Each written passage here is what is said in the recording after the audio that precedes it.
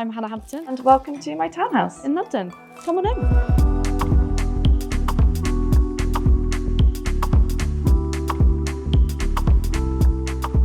So we purchased the property in 2018. I first came to see it in 2017 when my youngest was 3 months old, and I knew it was the one straight away. It was such a chunky sized house. It was really, really good in proportions. It needed a lot of work. It was quite in a poor state, but we were up for a renovation, so that didn't put us off. And when we purchased it in 2018, we lived in here for a short period, and then during that process, we did all the planning permissions and figured out what we wanted to do with the property and the designs, all the party rule agreements, all the fun things that come with a London property. And then when we had all that sorted, we moved out and then the renovations begun. Wandsworth is pretty special because you've got Wandsworth Common, which luckily for us, we have right on our doorstep, but you've also got places like Battersea Park, Richmond Park, you've got the river, just over the river, and then you're into Chelsea and Fulham.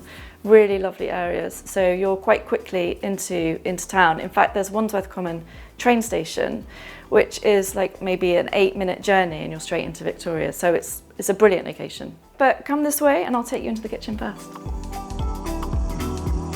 When we bought the property, this was the kitchen already, but we wanted to make it a little bit larger for us and make it into a great space that we can enjoy as a family. So we extended the kitchen out by about 3 metres this way. The original kitchen stopped by the structural column, but that's just given us a lovely extra space for us. The kitchen run originally in the kitchen before, it was a galley kitchen, so it was similar layout to this, and it had like an old-fashioned lean-to extension on the side here. So we got rid of that. We wanted to maximise the ceiling heights and get rid of the lean-to and have a flat ceiling and modernise it essentially and put in this roof light. And it's quite a unique roof light because it extends all the way along the kitchen and actually wraps around the corner, and it's about 10 metres long in total. But what it enables you to do as well is when you look up, you can see the whole height of the property behind you. When we were designing the kitchen right from the beginning, we knew we wanted a kind of semi-industrial feel to it, but a soft semi-industrial feel. We didn't want it to be too harsh. And that's why we decided to have the exposed column here and then the exposed beams underneath the roof light. And even above the roof light, just here, we've got the brick, which continues down, and it continues down internally, so it looks really harmonious. So we did that. We had crittle doors as well installed. And another thing we did, which I absolutely love, is installed polished concrete. It's brilliant. It's so forgiving for a family of 5, that is. And I think the reason that it works so well is that there's very minimal grout lines. There's a few expansion lines that they install, but because we had the crittle doors, which have obviously got a lot going on in their framing and the design, we wanted to make sure that there was no grout lines in the polished concrete in the flooring. So that's why polished concrete just worked brilliantly in this space.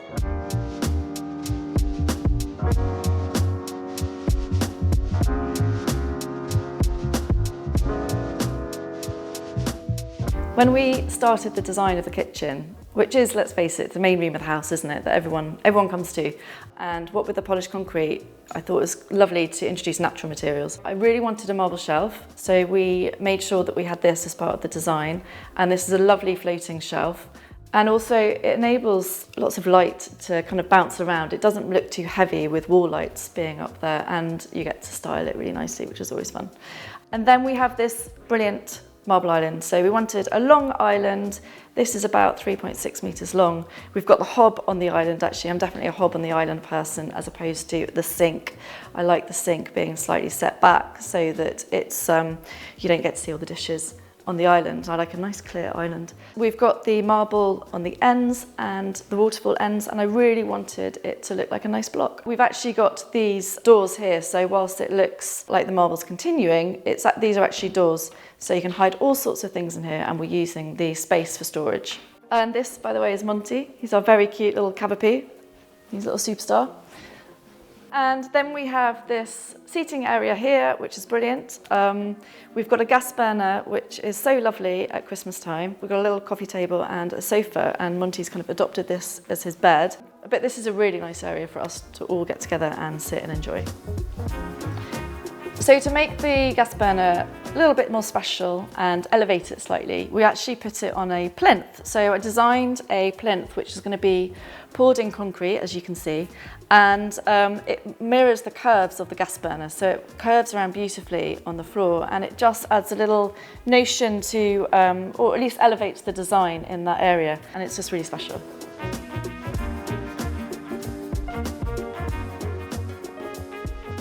So when we renovated, we really made sure that we had allocated some budget for the garden.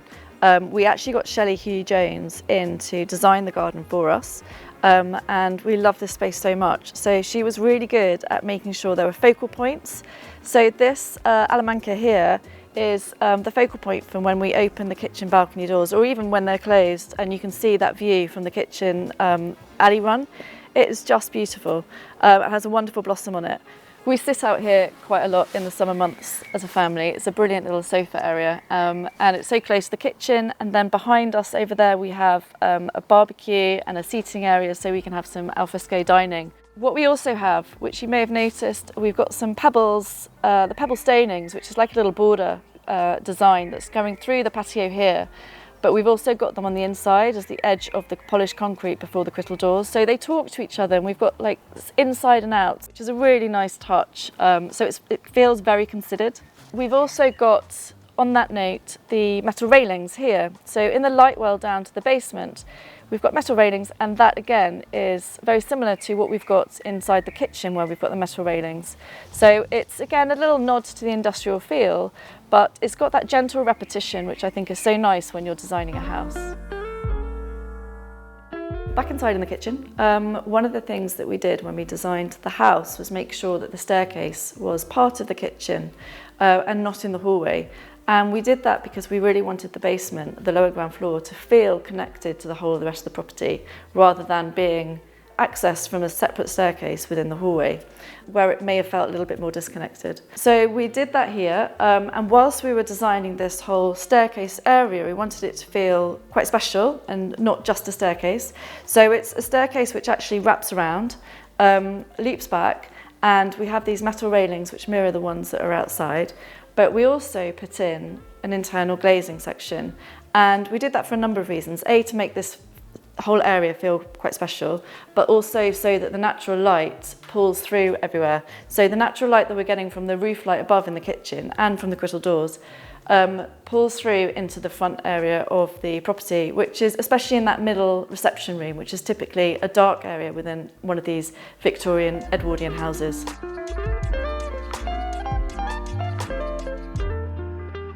In here we have the Snug, which is mostly the children's snug, where they watch TV and they have their toys all stored away. But we also have our front room, and whilst they are two different zoned areas, they're obviously one connected space, but I feel that they work really well together. In this section we have really dark blue on the walls. This is Sanderson indigo blue. And we have this sofa from sofa.com, which is incredibly comfortable. One of the best sofas according to my husband, he loves it. And this was not colour match, but I found a colour that worked really well with the blue on the walls, so that it's almost very simplistic in its design and merges in. The same with the joinery over here. The joinery is also a really dark blue. It's the same colour as the walls, and we did that so that it's just continuous and it's really simple. And the reason we did that was because we had quite a lot going on in the front room. It's much more ornate, it's much more designed. And so while these two rooms are very different, they work well together, I think, because of that. So in this room here, this is our front room. This is my grown-up space. I love this room so much. We have a Victorian marble fireplace. We actually did this so that the chimney breast, it's the original chimney breast, but we narrowed it slightly so it wasn't quite so deep, so it didn't project so much into the room. So the actual chimney breast is only about 160 deep, so it makes it feel a bit more spacious. The fireplace is brilliant, we love that. And then above the fireplace, we've got this amazing picture, which is from Maisie Broadhead. It's actually a photograph, but what we loved about it, it was quite classic, but it had this modern twist of the pearls necklace coming down out of the painting or the picture, and so that they can sit really lovely on the mantelpiece here. So whilst we renovated entirely and pretty much rebuilt the home, we wanted to reinstate some of the period features. So we put this cornice in this front room along with the ceiling rose, and it's really ornate, it's really beautiful, it's really striking, and again it's very different and much more ornate than the one that we've got in the Snug, which is much more simple. So again, it allows those rooms to have a difference between them, but again sit really well together. So here within our hallway, we've got this immediate section, this like little lobby area that when you walk in, we actually pinched a bit of space from the front room to make it wider, so that because this is such a high traffic area, we thought this would be a better use of the space of the hallway than necessarily a front room, which we only use really occasionally. The tiles in here are really lovely. They're from Original Style. They are quite traditional, but they've got a little modern nod to them. And there's a lovely border that goes around the edge, which I really like. And up here we have this brilliant lantern, which is from Visual Comfort. And we actually positioned one here, but also within the next section of the hallway, so that when you walk in, it kind of carries your eye down and through into the garden by having this repetition of design in the lantern. So here we have a brilliant area. We use it obviously every day. We've got 5 shoe drawers because 5 members of the family, so everyone has their own shoe drawer. We have a cloaks section for hanging up coats. These are little antique brass hooks from Jim Lawrence. They're absolutely gorgeous, love those. And then we have extra cupboards here, and then we utilise the space up here too with cupboards, because the ceiling height here is actually about 3.4 metres, so it's really tall. But we do love this space, it's brilliant. It tidies away all of your shoes so you don't have them all out and about on the floor.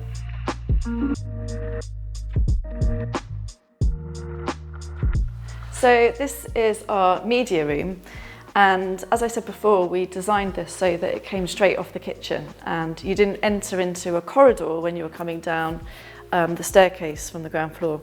One of the great things about this basement as well, by not having a corridor at the end of your stairs, is that you benefit from the natural light that's coming down. So in our case, we've got our kitchen roof light, as you saw, and all that light is coming down and flooding this staircase, so it brings the light into this basement media room. So here we have the media room joinery, which obviously houses the TV.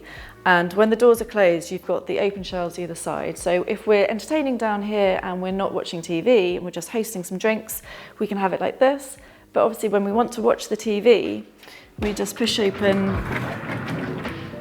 these doors. And there's the TV.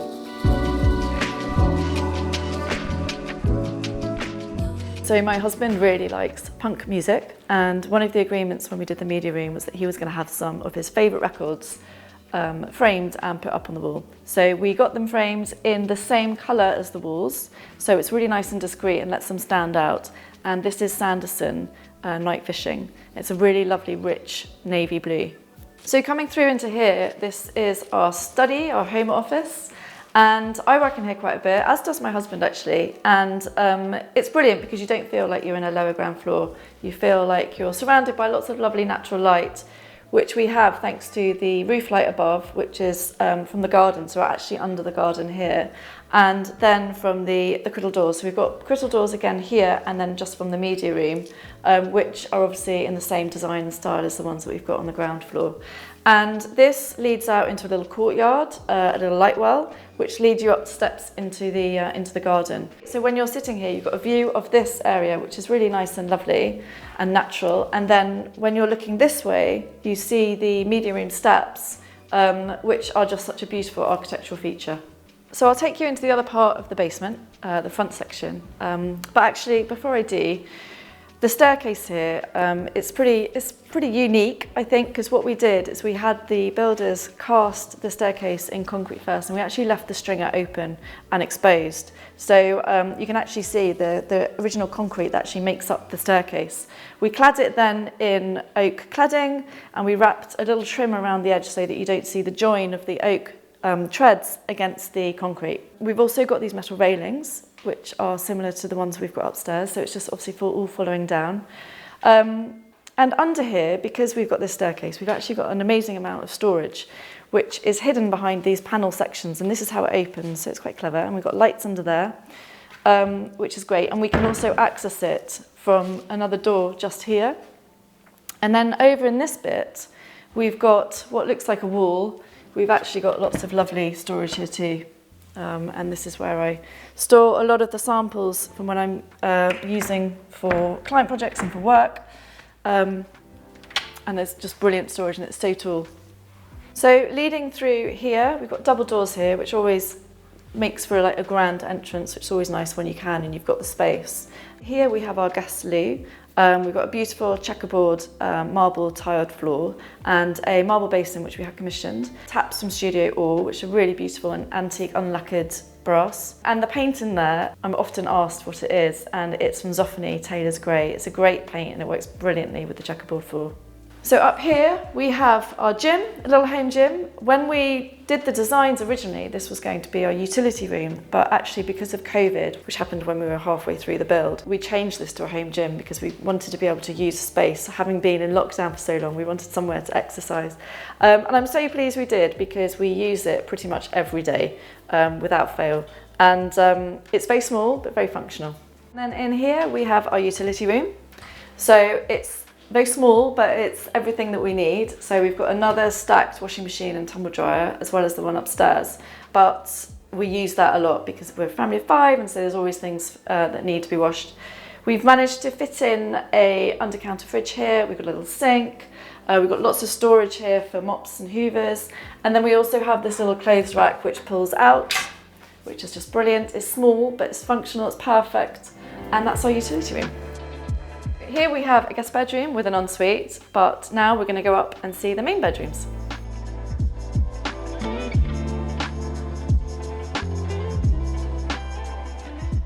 So coming up here, we're on the first floor, and this is the children's floor. It was actually really handy having all the children's bedrooms in one space with their bathroom. Made bedtime much, much easier when they were younger. And this is my youngest room right here. So all of the girls' rooms have got a similar kind of setup going on. We've got a wardrobe, desk, and some open shelving for baskets and toys, little art creations that they have. This particular one is in Farrinball setting plaster, which is a lovely soft pink, and it works really well with the James White, also Farrinball, which is on the walls.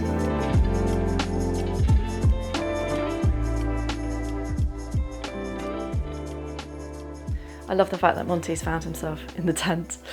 So what we did when we did this room is for Ottilie, because she was so young and cute and wanted this room to feel quite cute, we kept the original fireplace, which to be fair I would have done anyway because I love period features.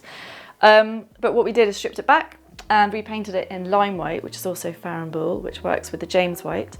And then for the hearth we found these tiles from Fired Earth, which have just got a really lovely soft gentle blue pattern on them. And in here we have the girls' bathroom. They really wanted a nice gentle soft pink bathroom, so we chose these tiles from Mandarin Stone and laid them in a metro pattern. But to be honest, the best thing about this bathroom is the fact that we managed to squeeze in a little mini laundry setup. So we've got a tumble dryer and a washing machine stacked, and it's perfect. So that whilst we've got the utility room downstairs, we're able to do so much washing up here, particularly for clothes and bedding, which you don't have to then go up and down the house for.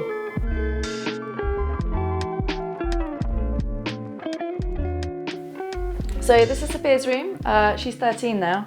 And as I said in the last room, we have a desk and joinery set up of the open shelves, the desk and the wardrobes.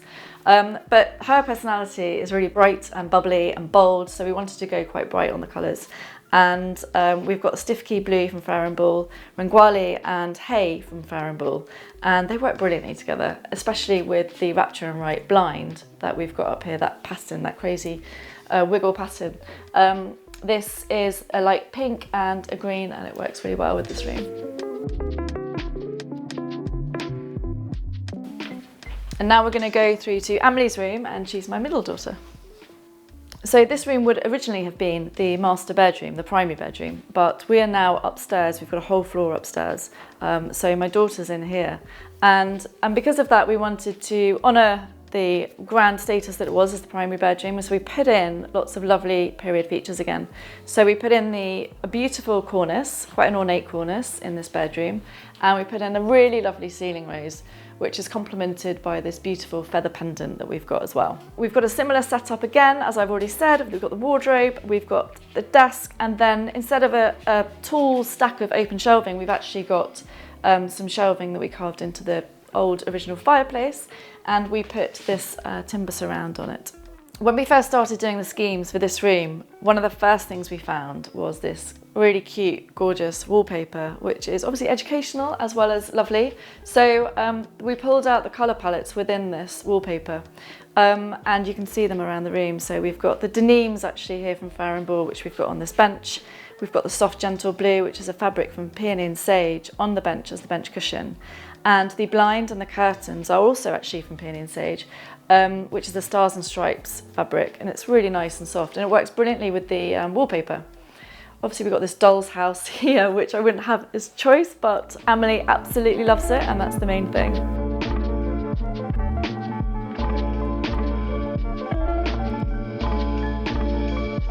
So this is the start of our master suite, where we've taken the whole floor, which is incredible that we were able to do that. The ceiling actually was originally really low, almost where you can see the crease of the line for where the ceiling started. It was actually our architect's idea, and he said, why don't you vault it? So we managed to really increase the ceiling height, which just makes it feel so airy and spacious. So one of the first pieces that we chose for this bedroom when we started designing it, something that I've always loved, a piece of furniture I've always loved, were these Chelsea textile bedside tables. They're so lovely, and I love this handle detail that we've got on them. So we got the bespoke headboard made. This is actually a tinsmith's fabric, but I just really like the gentle, calming tones to it and the small motif. And I just thought as a headboard, it would actually look really lovely. And then we've got a mixture of cushions here. We've got these from Soho Home. These two we got made bespoke. This is an Ian Mankin fabric, this is Fermoy. And then this here is a cushion from Love Your Home with a Tobias and Coral fabric.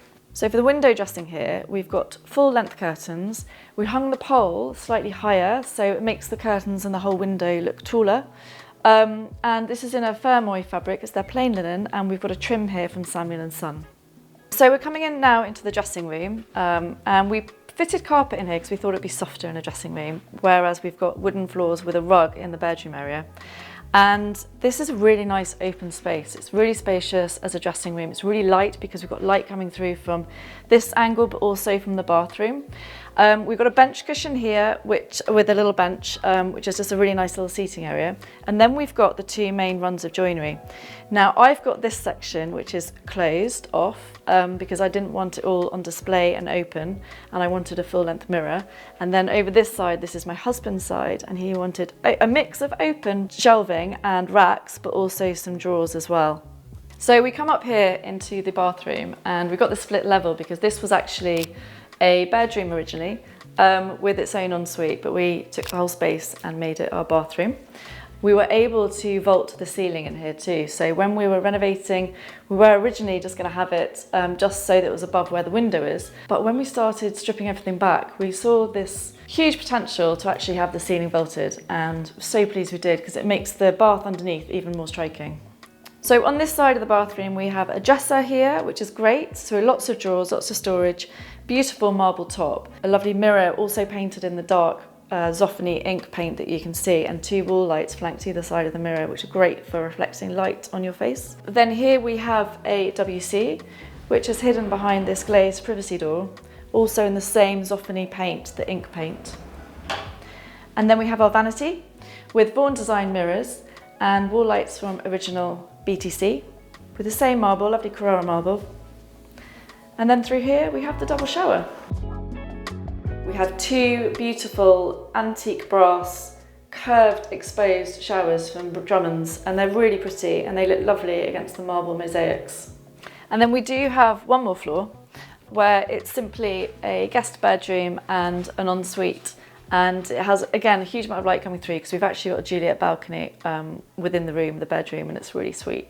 Thanks Luxury Home Show, that's it from me and the tour. I hope you enjoyed. If you want to know more from me, I'm sure my account details will be below the video from Instagram. And that's all. Thank you so much, bye bye.